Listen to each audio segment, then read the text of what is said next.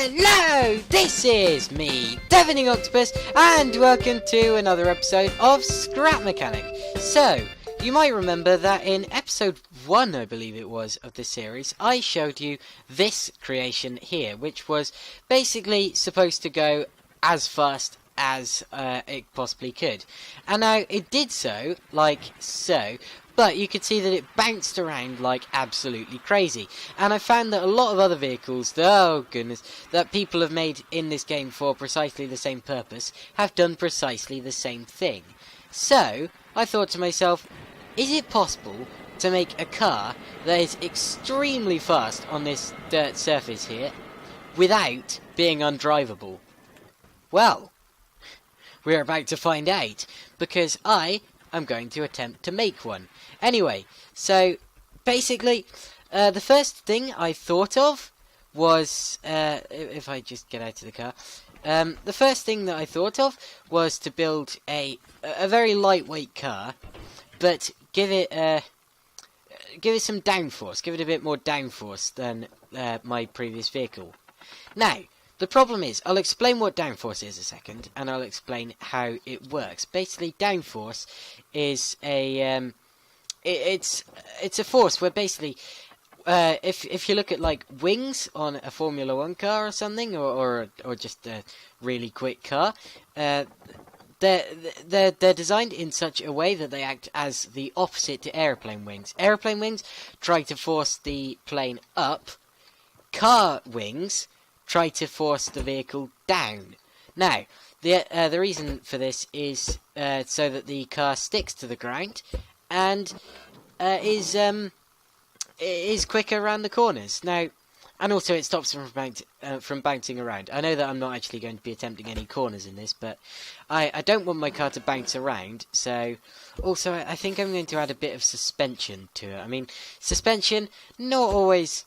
I mean, like in real life, drag cars, so really, really quick cars, don't tend to have suspension, but in this game, desperate times call for desperate measures, and it needs suspension, because if it doesn't have suspension, it's going to be bouncy. Basically, suspension is usually used for off-road vehicles, and it's usually used just to soften the bumps and help it to go over tricky terrain easier. And I suppose we are going to be going over some tricky terrain today, so suspension is going to have to be involved. Now, another problem with this game is I'm also, because of the way that the wheel bearings work, I'm also going to have to make it really tall, which doesn't tend to be good for drag cars, because actually I suppose real dragsters do tend to be taller than they are wide, so suppose this isn't too dissimilar from a normal dragster, is it? Actually, this is so far nothing like a normal dragster. Also, I do want to make it with bigger wheels, because bigger wheels equal better over bumps, and this surface has a lot of bumps. I know it looks smooth here, but trust me, this surface is not smooth, and that is what's causing the cars to bounce around like a lunatic every time you set off. So, yeah, big wheels it will have to be. Right, now I need to add the suspension, like so. There we go. So, basically, how I'm going to do downforce, I know I went completely off topic. Basically, how I'm going to do downforce is I'm going to, as well as putting thrusters on the back, put thrusters on the front facing downwards. Now, this should kind of act like artificial downforce and stick the car to the ground. Because of course, downforce in real life is made by the airflow going over the car, and in this game they haven't programmed in airflow, so we are going to have to kind of compensate for that by making our own downforce. Like, of course, if you can't make real downforce, you're going to have to make your own downforce. Now, another way I've thought of tackling the bumps is to make the car really, really long. I mean, it's not going to be good around corners, but then again, we're not going to be tackling any corners, are we? So, really long car it is. And I think I'm going to put shorter. Wait, that is the short suspension. That's the sports suspension. Okay. Well, I was going to say I'm going to put shorter suspension on the front, but looks like I won't need to. In fact, I'm going to go back to the back and put the more off-road suspension on, because I do not want this car to be wobbly. So it will have to be on sport suspension. I think this also might mean that I can get away with using smaller wheels. Yeah, this is, of course, I am still new to scrap mechanic, and I'm new to the way the physics work in this game and everything, so I don't really know how this car is going to act. I mean, technically I've had this game since Christmas, but I don't tend to play it that much compared to other games like Minecraft and my racing games and things like this. And things like that. So I'm still technically pretty new to this game, so I don't really know how this is going to work out.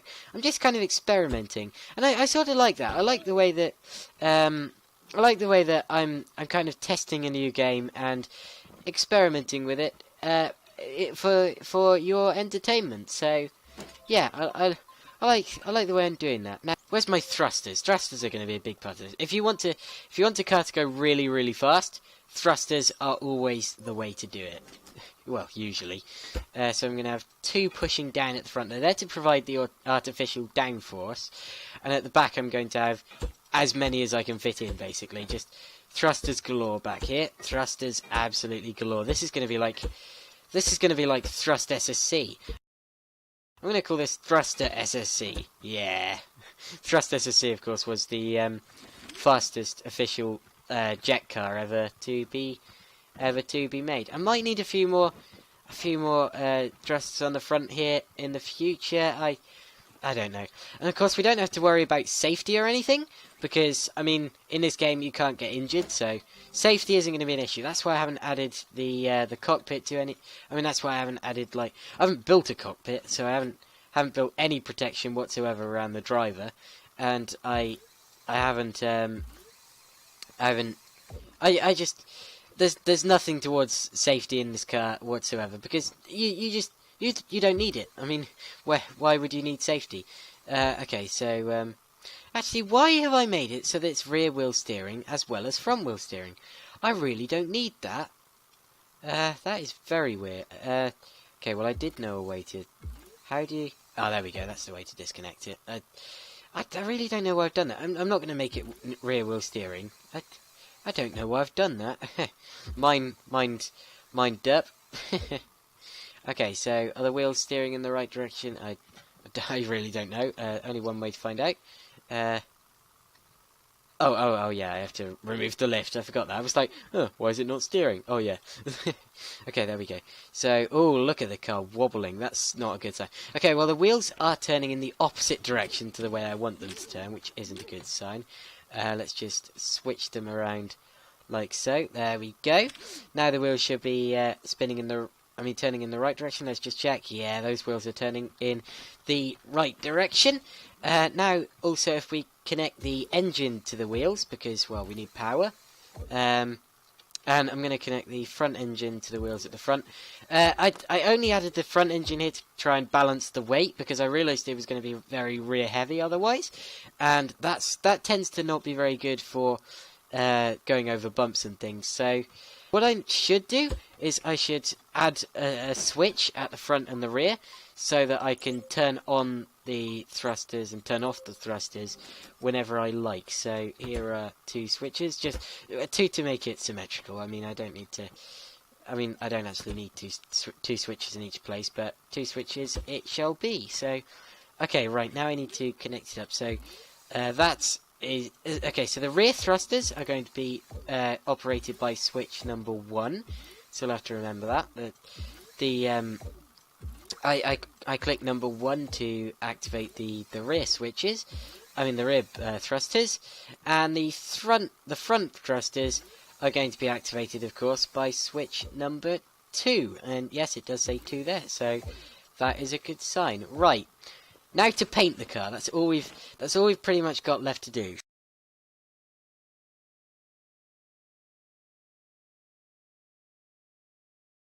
Well, I have to say, it's not my most pretty work of art. It's not going to be winning any beauty contests anytime soon. But that doesn't matter, because the question is, does it work? I'm going to turn the engines, the petrol engines, all the way to full blast. There we go, full blast. The thrusters all the way to full blast. Of course, this isn't final. I'm still experimenting. I reckon that the only way I'm going to actually complete this is by trial and error. So I don't know.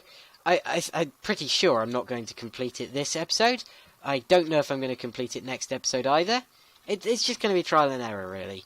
It's a very difficult task I've set myself, really, isn't it? I mean, you have to admit, building a really fast car that sticks to the ground on dirt in a game with no downforce or anything, no downforce physics. Yeah, that's a pretty big ask. Well, let's see if I've done it. No, I haven't. Now, I know exactly what's gone wrong here. Basically, what's gone wrong on the rear end is because I've put thingies.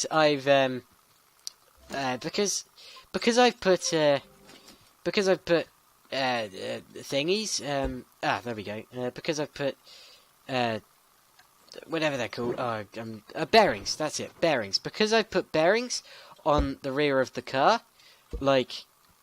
Because I accidentally made it rear wheel steer and I didn't connect them to anything, it just made them go all floppy. And I can't connect them to anything, because if I connected them to anything, then the car would start handling very, very weirdly. So I'm going to have to just basically just build the rear wheels again.